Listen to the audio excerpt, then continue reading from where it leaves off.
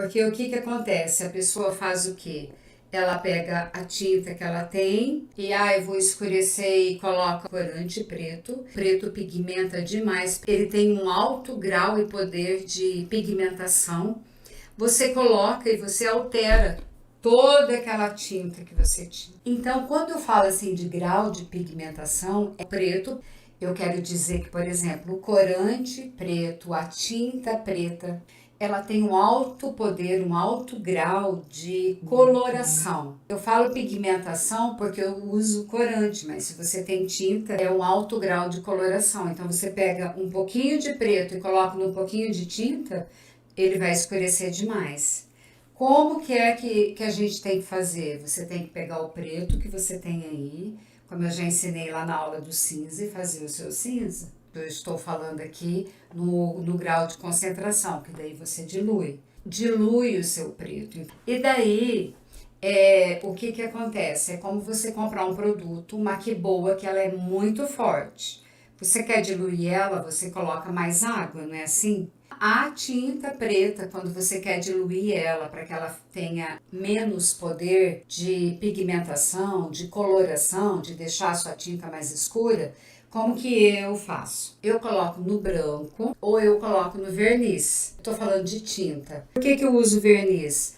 Porque o verniz, o que acontece? O verniz ele é transparente. Se eu colocar tinta preta, vocês façam um teste aí, quem usa tinta para artesanato. Vocês pegam um pouquinho de verniz, um pouquinho de tinta branca, eu coloco o mesmo tanto de preto para vocês verem. O preto na tinta branca, ele vai ficar bem cinza, ele vai diluir, mas ele vai ficar cinza, ele vai perder muito mais o poder dele. Eu não posso? Então, pode usar o cinza, mas tem um segredo aí que vocês não podem esquecer.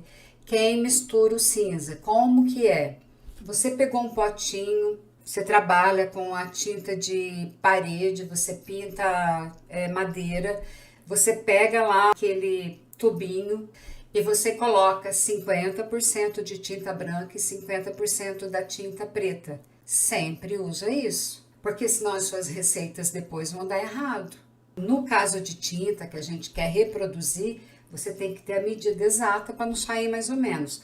Mas quando você vai pintar algo que principalmente se você vai atender o seu cliente, você tem que sempre usar a mesma receita. A receita, quando a gente faz, a gente que é artista, a gente que é artesão, você vai dizer para o seu cliente, olha, não vai ficar igual, mas também não pode ficar muito diferente, né, gente? O que eu tô querendo dizer aqui?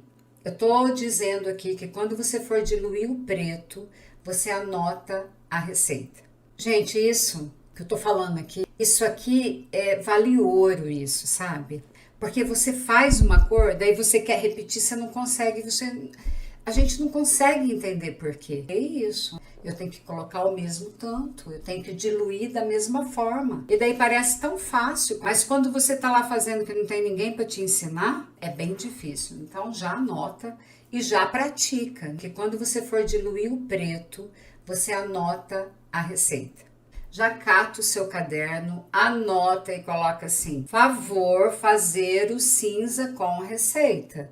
Pode usar a tinta branca e pode usar o verniz. Se você não tem o cinza, você pega aquelas medidas de culinária, 5 ml de branco, 5 de preto. Ficou muito escuro. 10 ml de branco, 5 de preto. Coloca no potinho e já anota a receita ali. Vale ouro isso, tá? Muito obrigada. Se vocês tiverem pergunta, põe lá no canal, põe no Facebook que eu sempre respondo. www.corescomednaprado.com.br. Tá certo? Tá bom? Um beijo para vocês.